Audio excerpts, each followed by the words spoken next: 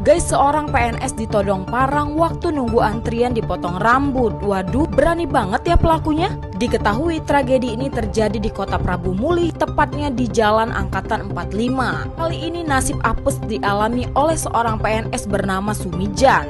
Awal cerita terjadi saat Sumijan sedang menunggu antrian potong rambut. Tiba-tiba pelaku datang menodongkan parang. Kemudian pelaku langsung mengayunkan parangnya ke arah korban dan mengenai telinga kirinya hingga terjatuh.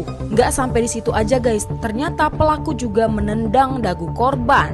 Kejadian ini terjadi sekitar pukul 11 siang. Setelah itu korban langsung berlari ke rumah ketua RT. Untungnya saat ini pelaku sudah diamankan dan akan dijerat dengan pasal 351 KUHP tentang penganiayaan. Sepantasnya guys pelaku dihukum. Gimana nih komentar kalian? Untuk informasi seputar Kota Palembang, berita-berita terkini, viral dan terupdate bisa akses ke website kami ya di sumix.com.